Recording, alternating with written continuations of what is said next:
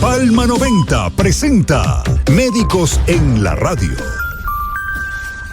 Desde Barahona, la provincia del Bello Amanecer, recordarles siempre a los amigos oyentes que este espacio Médicos en la Radio llega a ustedes gracias a la Farmacia Dignalis. Farmacia Dignalis, al servicio siempre para tu salud, y que elaboramos de lunes a domingo y días feriados. Farmacia Dignalis, al servicio siempre para tu salud. Maestro, buenos días. Buenos días, Teodoro. Buenos días también a nuestros oyentes que siempre tienen la bondad de escuchar este programa y toda la programación de esta prestigiosa emisora. Sí, maestro Octavio, permítame enviarle un saludo a una fiel oyente del programa Médicos en la Radio, a su querida esposa María. Oh, sí, María. Sí, María siempre está pendiente, muy fiel, y cuando hay algún sonidito por ahí, hace en privado, manda unas correcciones, sí, y no escribe siempre. Sí, hubo en una de las transmisiones que ella lo notó, y también mi hijo, aunque él fue casualmente que se conectó ese día porque estaba en el internado. Okay. Se conecta vía YouTube. O era por la transmisión, sí, por la transmisión de la emisora. Ok. Pero eso es importante, y hoy exhortamos a nuestros oyentes a que cualquier pregunta que tengan nos llamen o que planteen sus experiencias en el tema que vamos a tratar, que tiene que ver con los conflictos que pueden haber en las parejas y cómo esos conflictos inciden en la salud mental de los hijos adolescentes. Pero aclarar también que hay parejas que, aunque no tengan conflictos significativos, también los hijos pueden tener trastornos en su salud mental. Maestro, ¿qué tan frecuentes son en la salud mental de los adolescentes y en los conflictos de pareja? Porque se ha dado últimamente, bueno, siempre en estos países de la región de Latinoamérica, de menores muchas veces contraer relaciones a temprana edad, relaciones matrimoniales de manera informal o conyugal, de manera unión libre, como le dicen. ¿Qué tan frecuentes son los conflictos de pareja en los adolescentes? Bueno, cuando los adolescentes contraen relaciones, sabemos que característicamente no han logrado todavía su madurez emocional y son muy dados a presentar dificultades en la relación, en cómo se relacionan con la pareja, cómo se comprenden, porque vivir en pareja es aprender a convivir con alguien. En el tema de hoy lo que queremos es más que todo enfocar es como esa pareja de adultos que tienen conflictos, pero que entonces sus hijos que son adolescentes pueden ser impactados por esos conflictos y que eso de alguna forma les provoque algunos de los trastornos que ellos tienen. Como por ejemplo, podemos mencionar una chica adolescente que sus padres estén en conflictos, estén en un proceso de separación, haya un proceso de infidelidad o exista violencia intrafamiliar o violencia conyugal contra la pareja. Es posible que esa chica empiece a presentar dificultades, que ingrese a una adicción, que ingrese a un trastorno de la conducta alimentaria, pero que simplemente eso sea un síntoma del conflicto de pareja. Ya desde la terapia familiar clásica se hablaba mucho de que cuando vemos a un adolescente con conflicto, siempre tenemos que investigar el olón conyugal. O sea, tenemos el olón conyugal, que es el marido-mujer, tenemos el olón parental, que es el de los padres, generalmente son los mismos, pero cuando la pareja está unida, porque a veces la pareja ya no está unida y la pareja actual puede no ser el olón parental para ese chico, que su papá ya no está en la casa, pero que sigue siendo su padre. Entonces tenemos olón parental, olón conyugal y el olón fraterno, que el olón fraterno son los hermanos.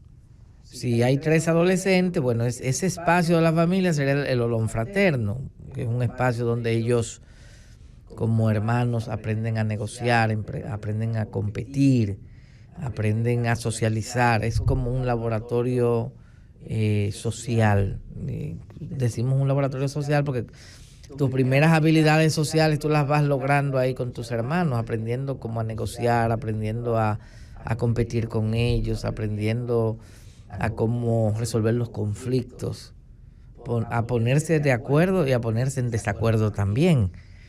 Y en ese olón los padres tenemos que ser inteligentes, porque los padres que son así como muy obsesivos quieren intervenir mucho en el olón de los hermanos.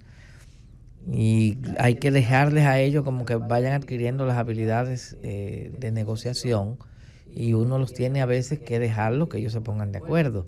Uno solamente interviene de manera muy puntual cuando uno ve que hay algún nivel de peligro, o cuando tú ves que hay por ejemplo, uno mayor está abusando de una chica menor, o están abusando del menor de la familia, cosas muy puntuales que tú veas.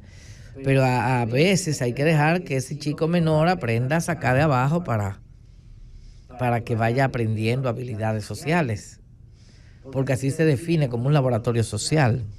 Maestro, con relación muchas veces a los padres con los adolescentes, que a veces tiende a ponerle a uno más atención y en la parte afectiva también mucho más afecto, y como el favoritismo a un hermano más que otro. Eso también trae conflicto entre los adolescentes. Trae conflicto, a veces es algo como muy visible. Otras veces el papá o la mamá pueden tener esa predilección que ni ellos mismos la perciban, no se dan cuenta que están teniendo un nivel de predilección con los hijos. Pero realmente a esta altura de mi vida, y no solo como profesional, sino como padre, también yo percibo que hay situaciones en las que también se da el caso de que existe un hijo que es el que más te busca. Entonces los demás interpretan que es tu favorito por eso. Pero es como que hay un hijo o una hija que tiene una mejor relación con los padres. Es el hijo que está más pendiente de las necesidades de papá o de las necesidades de mamá. O es el hijo que normalmente no entra en tantas contradicciones con los padres, en tanto conflicto. Porque es un asunto dinámico, no es nada más que el papá elige al hijo. A veces el hijo elige al padre o la hija elige al padre. Lo que sí es cierto que cuando en el sistema familiar se percibe que hay una preferencia o una predilección, eso puede impactar mucho en los demás hijos. Y hay un ejemplo muy, muy conocido de la Biblia que mucha gente lo conoce, que es el caso de Jacob con sus 12 hijos. La Biblia solo menciona así los varones, pero Jacob tenía, es la época histórica, ¿no? Jacob se supone que debió tener tantas hijas como hijos, no que él solo tenía 12. La Biblia menciona una hembra, y la menciona porque hubo una violación de unas personas, de unos vecinos, un pueblo vecino la viola, y eso. Entonces el nombre de Dina se conoce por eso. Pero así como estaba Dina ahí agachadita, habían más. Pero siempre se hace referencia a sus 12 hijos. De esos 12 hijos, se entendía que Jacob tenía una predilección por José, que era de los más pequeños, el segundo de los más pequeños. O sea, y eran hijos de otra mujer, de una mujer que él amaba más. Con esa mujer él tenía 2 hijos. Tenía a Benjamín y a José. Entonces, los demás, los 10 hermanos, los otros, que también eran hijos de otra mujer, y había una rivalidad porque eran hijos de 2, que es algo que lo vemos. Que era de un primer matrimonio. De un primer matrimonio, lo vemos mucho aquí en el país, que hay hombres que tienen 2 y 3 mujeres, y siempre notamos que hay una rivalidad entre hermanos de madres diferentes. Porque hacen equipo y se enfrentan. Por más que quieran disimularlo, siempre aparece una situación donde se ve que por debajo hay una dificultad. Entonces, entendían los demás hermanos, los 10 hermanos, que José era el preferido de Jacob, y aparentemente lo era. Y eso generó envidia, celos, eso generó un intento de asesinato, que uno de esos 10 como que se dio cuenta, vamos a bajarle unas rayitas, se nos está yendo la mano, mejor vamos a venderlo como esclavo. Y ahí es la historia bíblica donde José termina en Egipto, pero fue a Egipto vendido como un esclavo. ¿Quiénes lo vendieron? Sus hermanos. ¿Por qué? Porque tenían celos, porque entendían que había una predilección hacia él por parte de su padre, y los hijos luchan por el amor del padre y por el amor de la madre.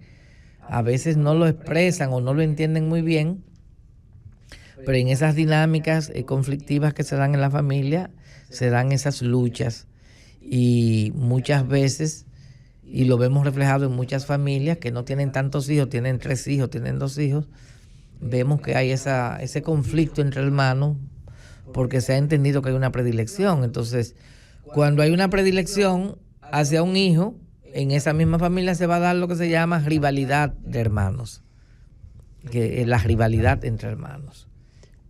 Maestro, y dentro de los conflictos de pareja, usted mencionó algunos, ¿qué consejo usted le da a los adolescentes que quieren hacer una vida de matrimonio o de unión a temprana edad? Muchas veces sin estar preparado. O sea, no es una edad adecuada para hacerlo por asuntos de madurez emocional, por asuntos de preparación económica. Hay muchas razones.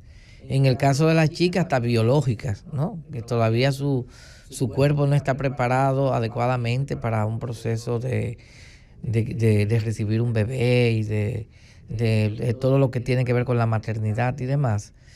Hay muchas razones que no lo aconsejan, incluyendo que esta sociedad es ahora más exigente en términos de prepararse, de que la chica tiene también que prepararse para la vida laboral, para la vida académica. Y no es que esto sea nuevo en nuestra sociedad, porque nuestras abuelas se casaban a los 14, a los 15 y hasta los 13. Pero porque a veces creemos, maestro, como que es un fenómeno nuevo lo de los embarazos en la adolescencia hoy en día. Ese eran otro tiempo. Aún así, la niña desde pequeña y el niño desde pequeño se le enseñaban muchos oficios en la casa. Y el rol de la mujer era básicamente... Y la mujer era básico, era... Para atender a la familia y la casa. Exactamente. Se le enseñaba a temprana edad a cocinar. Son muy pocos los adolescentes, que me disculpen, que me escuchan, que saben hacer los oficios básicos, no solamente para un matrimonio, sino hasta para su propia vida. Porque a veces muchos jóvenes tienen que emigrar, ya sea a Estados Unidos, porque se lo llevan sus padres, o a Europa, pero también tienen que emigrar muchas veces a Santo Domingo a hacer una carrera universitaria. Y ahí es que, como dice, el puerco aprieta el rabo, porque ahí es entonces cuando usted tiene que saber preparar sus alimentos, porque muchas veces la economía no da para usted estar comiendo en un restaurante o comiendo en un comedor de comida diario. Entonces tiene que preparar su propio alimento, y a veces los horarios de clase no coinciden con los momentos en que esa persona tiene que ir a comprar una comida a tal o cual lugar porque ya cerraron o ya se pasó la hora de comida. O sea, eso es algo que uno tiene que vivir eso, porque uno lo vive. Yo lo viví. Y muchos jóvenes, yo sé que están en Santo Domingo, que sin su padre, que tienen que, como dicen, resolver sus cosas básicas, alimento, limpieza personal, y dentro de donde vive, del lugar, del hábitat, saber hasta planchar, lavar, aunque ahora es más fácil, porque hay una lavadora y te lo secan. Pero como quiera, tiene que trabajar. Es un trabajo. Entonces, los padres modernos ahora casi no enseñan a los hijos esas cosas. Son raras excepciones. Y por eso pasa mucha lucha en la vida. Esa fase de la adolescencia, cuando ya empiezan a estudiar fuera se van de la ciudad donde viven y se van a otra ciudad, eso va obligando al joven a definir su autonomía. Y para nosotros lograr la autonomía, necesitamos también que los padres nos permitan. No den la libertad, le den la libertad. Porque hay papás que sobreprotegen mucho a los hijos y no le permiten a los hijos que se hagan independientes o autónomos. Como decía Minuchin, si tu padre hace siempre todo por ti, vas a ser una persona torpe. Si tu mamá siempre hace todo por ti, serás torpe en el futuro. Lo que nos hace mañana hábiles, independientes, es que podamos hacer nuestras cosas por nosotros mismos, en la medida de lo posible. Y un poquito de incomodidad ayuda a que los muchachos se desarrollen bien, que es el otro problema en el que caemos los padres, que a veces le facilitamos a los hijos todas las comodidades habidas y por haber. No les permitimos que ellos sufran algún tipo de necesidad o que ellos tengan que alguna limitación económica, para que aprendan a administrar bien el dinero, para ver si el dinero me va a alcanzar o no durante la semana o durante el mes. Que el joven aprenda a transportarse en el transporte público también. O sea, que aprenda, que tenga habilidades, que aprenda a ahorrar, que aprenda a ir a un supermercado y ahorre, que aprenda a ir a una tienda y ahorre. O sea, que él aprenda habilidades que le van a ser útiles a su vida, a su propia vida. Entonces, pequeñas cosas como esa, como lavar la ropa, limpiar un baño, prepararse sus alimentos.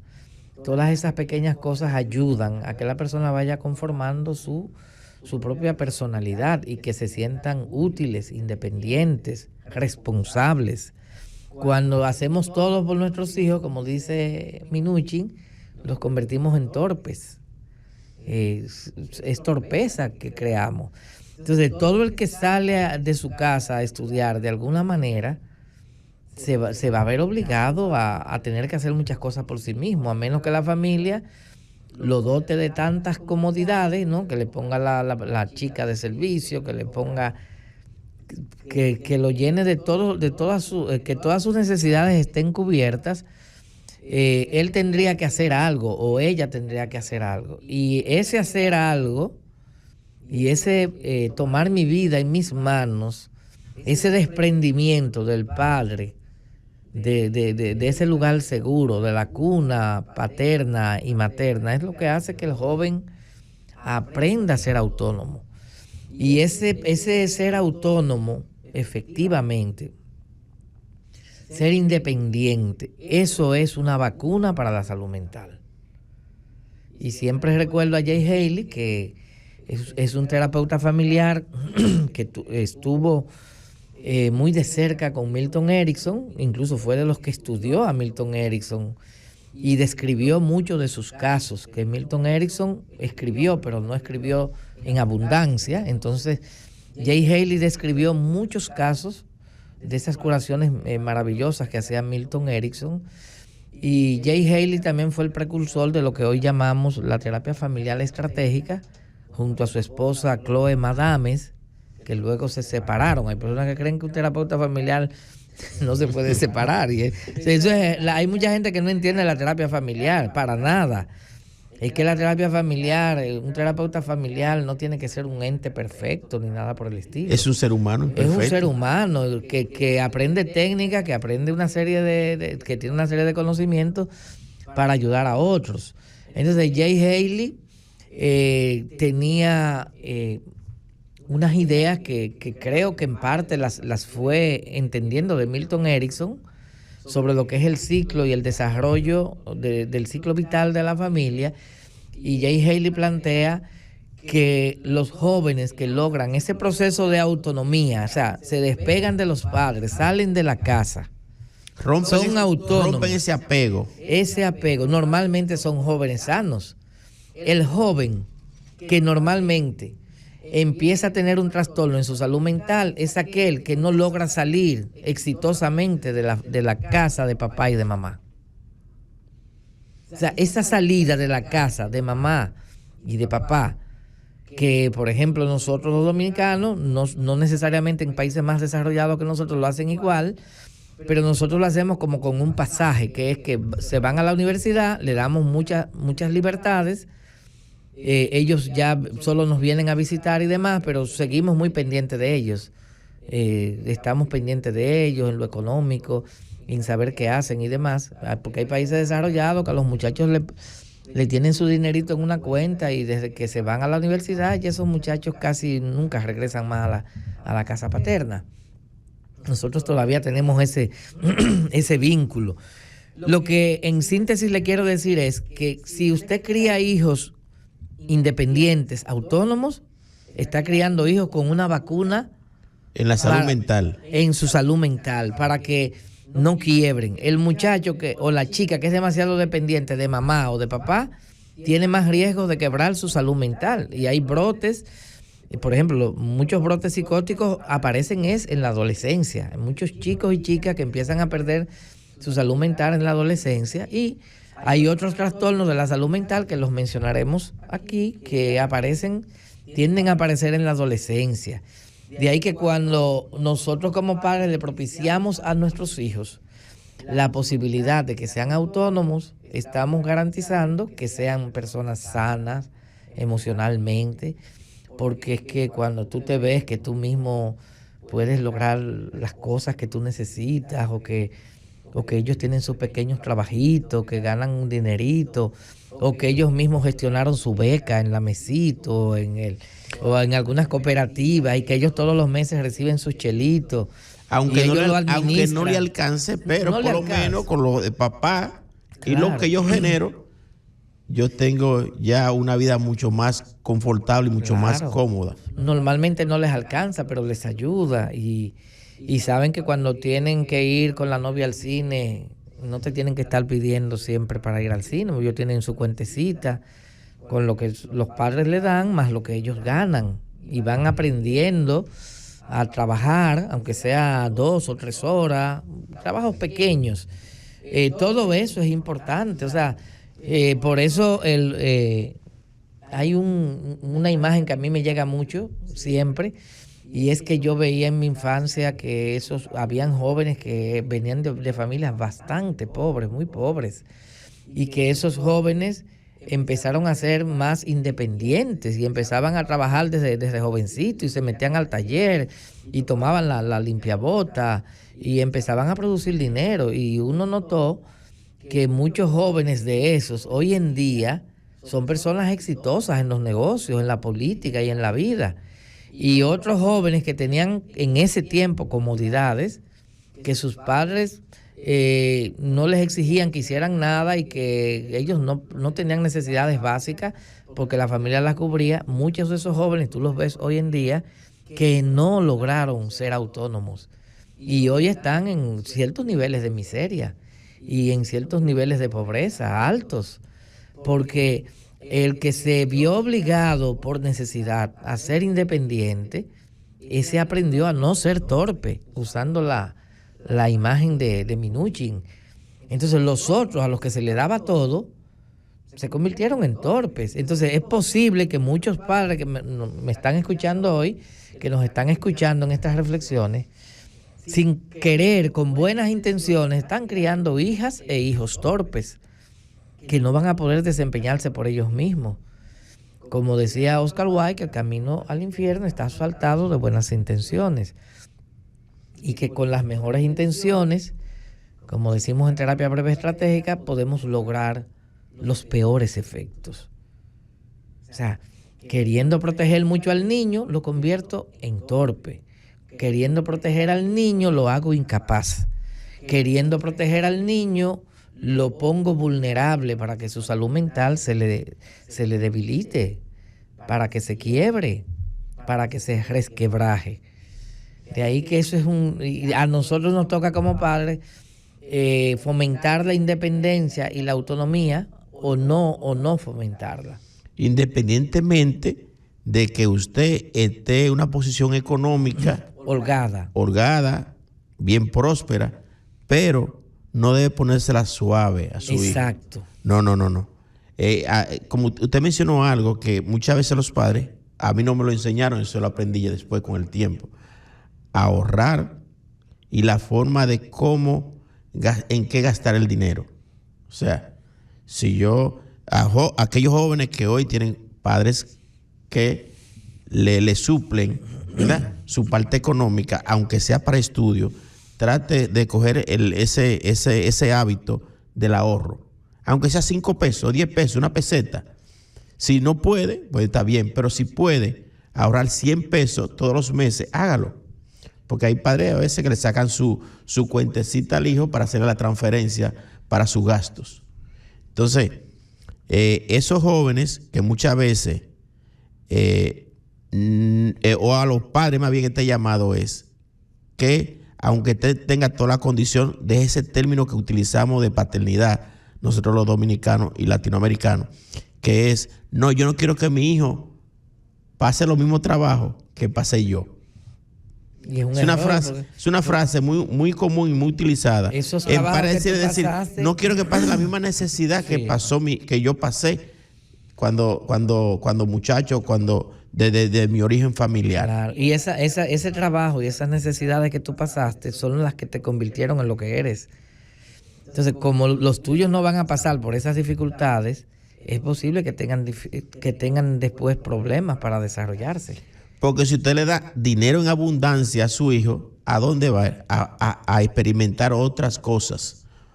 Vicio, como el alcohol, la droga, buscar mujeres a temprana edad. Y ahí entonces viene el problema. Un embarazo muchas veces no esperado y no deseado. Eso es así, que no espera. Maestro, con relación a que mencionaba ahí lo que las adicciones en los adolescentes, en estos tiempos que es muy común, porque antes se veía nada más el cigarrillo de tabaco y el alcohol, pero han entrado en los últimos años diferentes sustancias psicoactivas. Y últimamente lo que es el vape, la juca, también se incrementa de muchos jóvenes que hoy tienen problemas respiratorios y está repercutiendo a nivel cardiovascular, producto de esos vicios. Bueno, y ligándolo así como al tema, por ejemplo, en una familia que tiene mucha crisis, muchos conflictos, especialmente porque los padres o la pareja que existe en el momento tiene muchos conflictos, muchas discusiones, hay infidelidad, hay violencia en la pareja. Hay chicos que buscan un refugio emocional, andan buscando un refugio, buscan aislarse de esos conflictos que ellos no pueden resolver. Entonces, dentro de las soluciones intentadas, muchas veces la adicción se convierte en una solución intentada fallida para resolver un problema. Entonces, muchos jóvenes se refugian en las drogas como una manera de llenar un vacío existencial que tienen o para escaparse un poco de una realidad que tienen, una realidad difícil que no pueden solucionar, y buscan entonces ese refugio en las drogas. Pero eso es lo que hace que lo empeora más. Claro. Como usted dice, una estrategia fallida. Es una estrategia fallida porque normalmente la adicción lo que te lleva es a otros problemas.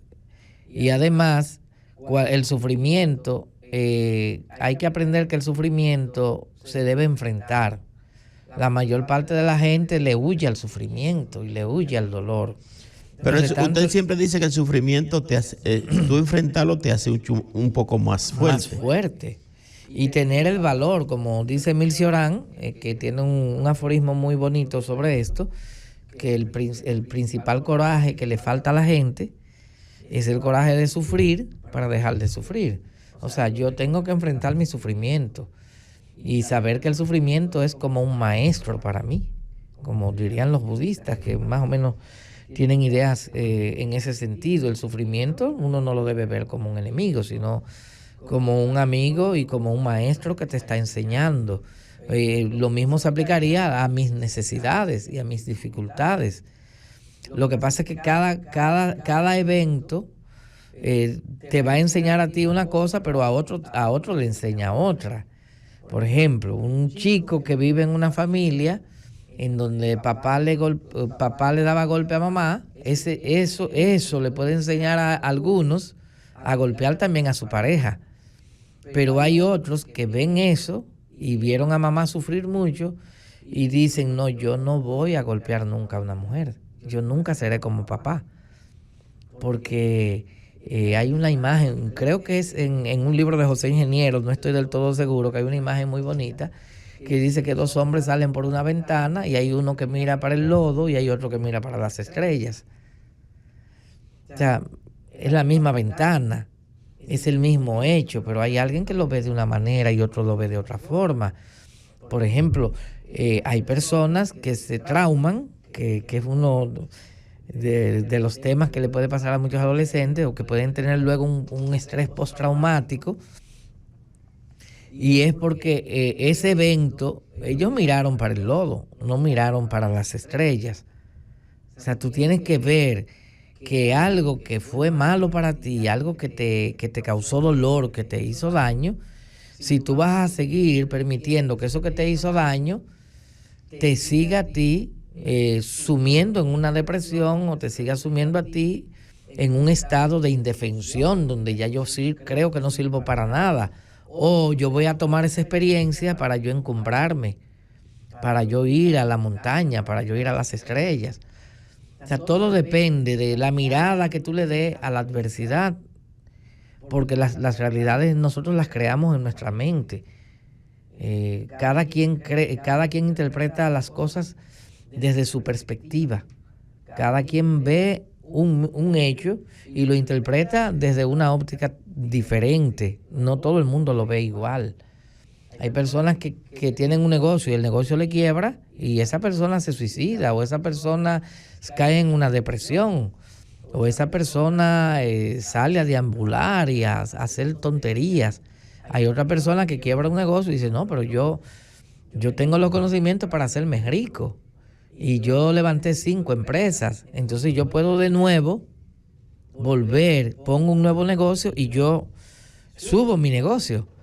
El creador del estoicismo, o fundador del estoicismo, Zenón de Sitio, se cuenta que era un comerciante muy exitoso, muy rico, y que tenía su fortuna en base a comercio que hacía en barcos, compraba mercancías en un lugar para luego venderlas en otro. En una tormenta que hubo, su flotilla se hundió. De un momento a otro, Zenón de Sitio quedó en la miseria total. Y cuando a él le informaron de esto, él simplemente lo asumió con mucha resiliencia, con mucha altura, y aceptó lo que estaba pasando, y a partir de ahí empezó a buscar dentro de sí mismo, empezó a aprender filosofía y poco a poco fue creando lo que hoy en día se llama estoicismo, que es un tipo de filosofía muy práctica que nos dice que hay cosas que yo puedo controlar, pero hay otras que yo no puedo controlar. Esa tormenta, él no podía controlarla. Hay muchas cosas que a uno le pasan que uno no las puede controlar y simplemente lo que uno debe hacer es que las acepto. Entonces muchas veces vemos a la gente sufriendo mucho por cosas que usted no puede controlar. Hay situaciones, incluso de nuestros hijos, que uno no puede controlarlas, que por más que usted haga, está fuera de su alcance el control de esa situación. Hay que aceptarlas. Ahora, lo que yo puedo controlar, yo tengo que trabajar en eso. Yo puedo controlar mis pensamientos, yo puedo controlar mis emociones, yo puedo controlar lo que a mí me gusta, lo que no me gusta. Yo puedo hacer, hay muchas cosas que yo controlo, pero lo que yo no puedo controlar, como sería la conducta suya hacia mí, yo no la puedo controlar. Yo no puedo controlar que alguien me ame o no me ame. Si alguien decide no amarme, pues que no me ame. Yo no puedo a partir de ahí caer en una depresión. Yo no puedo a partir de ahí caer en una frustración y querer matar a esa mujer que me abandonó, porque yo no puedo obligar a que nadie me ame. Esas son cosas que escapan de mi control. Eso es algo muy complicado. Ni hacer lo que usted quiere que hagan, ¿verdad? Claro. Es incontrolable. A los amigos oyentes que quieran hacer su llamada, comentario, preguntas sobre este tema de la salud mental en adolescentes y los conflictos de parejas, pueden llamar al 809-524-4907. 809-524-4907. Y aquí estamos con el maestro Octavio Felividal, terapeuta familiar. Maestro, con relación a los trastornos del sueño en los adolescentes. Bueno, hoy tenemos muchos problemas con los trastornos del sueño, especialmente en los jóvenes. Mucho de esto tiene que ver con un trastorno del ciclo, que es que los adolescentes se están pasando gran parte de la noche despiertos a voluntad, a propósito. No es que tienen un problema de sueño real en el sentido de que estoy despierto a las 2 de la mañana porque no pude dormir. No, es con la mini computadora del teléfono fue celular. Algo voluntario, que el chico o la chica está ahí jugando, conversando, jugando con amigos en línea, conversando con amigos, con el novio o la novia. Entonces aquí dañan o afectan el ciclo del sueño, que lo normal sería dormir en la noche y estar en vigilia durante el día. Y ese ciclo es muy sano para un adolescente y para un adulto, porque la producción de las hormonas de nuestro cuerpo son circadianas, o sea, necesitan ese ciclo, que tú duermas en la noche y estés despierto en el día. Entonces, hay muchos jóvenes que se están pasando el día durmiendo y la noche despiertos. Entonces, eso es en cierta forma algo voluntario, es producto de las nuevas tecnologías y demás, pero también pudiese ser que algunos jóvenes empiecen a tener reales problemas de sueño como insomnio, o sea, quiero dormir pero no puedo, producto de conflictos que tenga la familia o conflictos que tenga la pareja en este caso, y que el chico esté presentando esto como un síntoma. Y el indicador o uno de los indicadores de que se nos está afectando la salud mental es nuestra incapacidad de dormir. Cuando no se duerme se agrava más la salud mental. Por eso uno observa que siempre los psiquiatras, cuando alguien tiene cualquier situación de salud mental, buscan cómo ayudarles a mejorar su sueño con medicación, porque el solo acto de dormir ayuda a que la gente empiece a mejorar en su salud mental. Y hay jóvenes que se pueden pasar muchos días durmiendo muy poco. Y que también son jóvenes que, además de esto, durante el día están manejando grandes niveles de estrés. Un nivel de estrés muy alto por las situaciones familiares que hay. Y hay jóvenes que se ven obligados también a trabajar a temprana edad. Se tienen que ir al trabajo habiendo dormido poco en la noche, con mucho estrés. Y si tienen también pareja y ellos todavía no tienen mucha madurez, también van a tener muchas dificultades para manejar lo que es la convivencia en la relación de pareja. Y con relación a los trastornos obsesivo-compulsivos, que se dan también en los adolescentes. En los adolescentes aparecen mucho. Aquí uno los recibe, trastorno obsesivo-compulsivo, que los hay de varios tipos. Podemos tener un trastorno obsesivo-compulsivo o un TOC que sea propiciatorio, que es el que yo hago algo para que no ocurra algo. Si yo digo, bueno, si yo creo que al yo bajar por esa escalera me puedo caer, entonces yo lo que necesito es golpear esta botellita 5 veces. Si yo lo hago ahí, es un toque, es propiciatorio o preventivo. Estoy tratando de prevenir algo que no me ocurra. Como una señora que creía que cada vez que pasaba, que ella escuchaba la alarma de una ambulancia, algún familiar de ella podía morir. Entonces ella necesitaba hacer una serie de rituales para que un familiar de ella no muriera. Entonces eso es preventivo, es para que no me pase algo.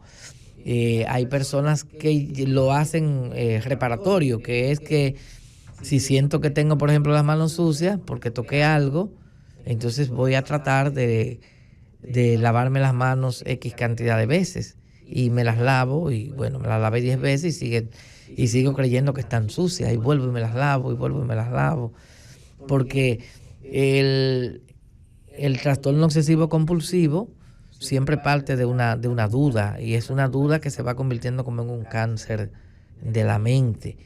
Y una de las manifestaciones más notorias es el ritual. El ritual sería, por ejemplo, si siento que dejé el tanque de gas abierto, si es mi costumbre cerrarlo siempre, entonces voy y lo cierro, pero me queda la duda de que no lo cerré. Y voy de nuevo y lo hago 10, 15 veces en la noche. Otras personas lo hacen con la puerta principal de la casa o con todas las puertas. Hay personas que lo hacen con los cargadores de teléfono y se levantan para verificar que dejan el cargador desconectado. Y la cantidad de TOC, la gente los fabrica, son una gran variedad. Otros son mentales totalmente, como una imagen fija que yo pueda tener en mi mente, una imagen que puede ser sexual, una figura que se me repite, o también mentales, una frase o una palabra que se me repite mucho. Y todo eso, los TOC aparecen en adolescentes y aparecen también en adultos. Y con la terapia breve estratégica hay técnicas que los resuelven con mucha facilidad, y que mucha gente al sentirse así pueden creer que se están volviendo locos, que están perdiendo la razón. Eso se puede resolver. Incluso está en la categoría de TOC religioso, que es cuando la gente cree que tengo un pensamiento que se me repite y ese pensamiento es una especie de blasfemia. Yo estoy ofendiendo a Dios con ese pensamiento que me llega, o con una figura, una imagen que me llega a la cabeza. Eso es un trastorno obsesivo compulsivo. Ese caso de tipo del TOC religioso. ¿Cuáles son las causas más frecuentes, maestro, de un adolescente caer en un estado de depresión? Bueno, la depresión puede ser generada por un evento traumático cualquiera, ¿eh?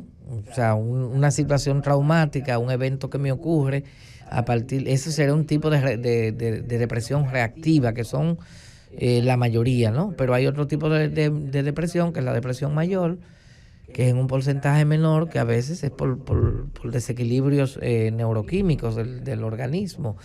También cómo la persona va manejando el tipo de pensamiento que la persona va manejando, o las narrativas que la persona va teniendo con respecto a su propia vida, o sus creencias que la gente que va convirtiendo sus creencias en una narrativa, que como el tipo de narrativa: a mí nadie me quiere, a mí nadie me busca. Pero casi siempre parten de un evento traumático, como un niño o una niña que su mamá se fue para España o se fue para Estados Unidos, y a partir de ahí ella en su mente siempre está recreando esta idea y esta creencia de que si mi mamá se fue y me dejó es porque no me quiere, y a mí nadie me ama y a mí nadie me quiere, y no importa que mamá me mande los regalos y demás. Esa sensación de depresión puede estar ahí, o puede ser por un evento, por ejemplo, un duelo que haya ocurrido, una pérdida, la pérdida de un ser querido.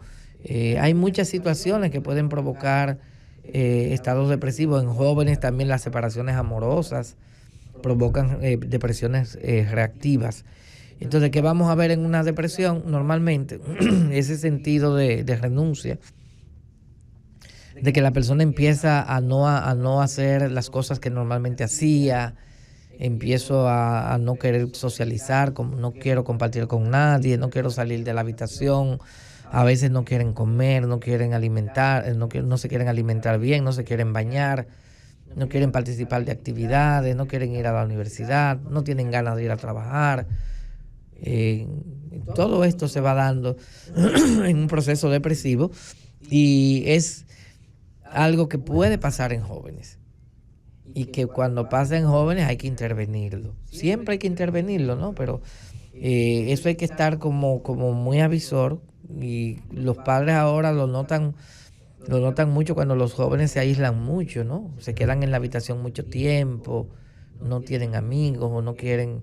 Aunque también en esos casos hay que hacer un diagnóstico diferencial con la fobia social, que es muy común en los jóvenes. Hay jóvenes que por su timidez y por cierto temor a relacionarse, casi no tienen amigos, casi no salen de la casa, les da ansiedad estar en grupo, les da ansiedad de compartir con extraños y se acostumbran a estar solo con el círculo conocido, como los hermanos, papá, mamá, algunos amigos cercanos, pero todo lo que es como dar un paso más hacia afuera les da mucha ansiedad. Por eso se llama ansiedad o fobia social. Es un tipo, o sea, no siempre el aislamiento es por depresión, pudiese ser también por fobia social. Pero los trastornos a veces rotan uno por el otro. O sea, hay personas que empiezan con un proceso de ataque de pánico y terminan en depresión. Y por ejemplo, Michael Japko, que es uno de los mayores especialistas en depresión en el mundo, dice que casi siempre la gente que se deprime es porque tuvo un ataque de pánico que no lo superó. Un ataque de pánico que nunca se lo resolvieron. Y llega un momento que la gente tira la toalla. Porque la gente que tiene ataque de pánico piensa mucho, me lo repiten mucho en consulta esta frase: yo creía que yo nunca iba a salir de esto. Tienen como esa convicción, y es un tirar la toalla, ¿no? Es como un tirar la toalla. Yo creía que yo nunca iba a poder salir de esto. Y esa sensación en el ataque de pánico, lo que la gente cree que se va a morir, o que se va a volver loco, o que un familiar mío va a morir. Entonces, estar teniendo todo este miedo y tú no poderlo controlar y tenerlo por mucho tiempo, por 5, por 6 años, llega un momento que tú tiras la toalla. Cuando tú tiras la toalla, renuncia, ahí tú caes en un proceso de depresión. A los amigos oyentes pueden hacer su comentario, alguna experiencia de un joven que conozcan y ha evolucionado en alguno de estos trastornos. Pueden hacer contar sus experiencias, ¿verdad? Que han visto en algún familiar, amigo o allegado. Pueden llamar al 809-524-4907. Maestro, y con relación a los traumas que los jóvenes en estos tiempos sé que están pasando por muchos traumas. Y eso lo está conllevando, ¿verdad? A ese estrés postraumático que usted mencionaba, muchas veces que asumen compromiso a temprana edad y no tienen la capacidad en ese momento para resolverlo. Por ejemplo, hay jóvenes que cuando fueron niños o adolescentes pudieron tener un abuso sexual. Es una causa muy frecuente de trauma y de estrés postraumático en jóvenes, que casi siempre los terapeutas no lo exploran. O sea, tienen como cierto temor de explorarlo, y hay que explorarlo. Hay personas que fueron violadas en su infancia por un familiar cercano, un tío, un hermano, un amigo de la familia, y eso lleva a la persona a tener un nivel de estrés postraumático luego, ya de adolescente o como adulto. Si ese trauma, maestro, no lo tratan en la adolescencia, puede repercutir de manera negativa en la relación de pareja. Claro, incluso en ocasiones yo recibo personas ya adultas que han pasado por esas experiencias y que ya han tenido la oportunidad de tener más o menos algunos 10 años de su vida viviendo una vida que no es la vida que ellos merecen, producto del trauma que tuvieron. Por ejemplo, un jovencito que ha sido violado en la adolescencia por un hombre. Ese muchacho puede tener un conflicto con su orientación sexual o puede cambiar su orientación sexual, pero es producto de que te violaron. Hay mucha gente que termina... Y si de esa violación, maestro, disculpe, si de esa violación ocurre un trastorno, una enfermedad de transmisión sexual, sería un trauma mayor. O la chica que la ha violado su papá, o que la violó el padrastro, o que la violó algún amigo de la familia, y que muchas veces algo que traumatiza mucho y eso pasa más con las hembras, que a veces cuando se lo dicen a los padres que mira, el primo tal me estuvo conmigo, me tocó los senos, o hizo algo, o penetró, etcétera, a veces los padres no le creen. Entonces cuando los papás no le creen, eso retraumatiza más a la chica. Y también le pasa a los varoncitos, que a veces nadie les cree. Y muchas veces hay traumas y hay situaciones de abuso sexual que viven los niños y las niñas que no se lo comunican a nadie, que pueden no comunicárselo a mamá ni a papá. Entonces ya después que están en la, digamos, en la edad adulta, son adultos jóvenes o son adultos ya están casados y con hijos, ellos mismos se dan cuenta que no avanzan o que tienen dificultades para echar hacia adelante por esa situación, entonces ahí es que buscan ayuda terapéutica. Y eso hay que explorarlo y eso hay que trabajarlo. Maestro, con relación a los para la salud mental de los adolescentes, ¿verdad? ¿Qué usted le aconseja comenzando desde la base de la relación? O sea, desde el aprendizaje del niño hasta la adolescencia, hasta los adultos, principalmente a los padres y a los mismos adolescentes que nos escuchan. O sea, las recomendaciones. Los consejos para que tenga una salud mental sana. Bueno, es muy importante esa parte de que podamos como primero tener una familia funcional. Sería como lo básico, lo ideal. De una familia funcional en donde esos conflictos que se dan en las parejas, que hay mucha violencia, que hay infidelidad, que hay dificultades, que puede haber alcoholismo en uno de los padres, que puede uno de los padres ser adicto a las drogas, etcétera. Es procurar primero brindarle a nuestros hijos una familia lo más funcional posible y que los problemas de papá y mamá, en la medida de lo posible, se queden en el espacio de papá y mamá en la intimidad de ellos, o del marido solo, y la mujer, no delante del niño, porque muchos papás le transmiten todos los conflictos a los hijos. Entonces también esa parte de que seamos autónomos y que haya una comunicación que sea buena, que no sea disfuncional. Ya lamentablemente el tiempo se nos agota, sí, y siempre nos quedan como la necesidad de aclarar temas, pero bueno, el año está ahí para seguir retocando algunos de esos temas. Sí, decirle a los amigos oyentes que este espacio fue presentado gracias a la Farmacia Dignalis, al servicio siempre para tu salud. Nos despedimos por el día de hoy con el doctor Octavio Félix Vidal, terapeuta familiar, y que le habla un servidor Teodoro Pérez López.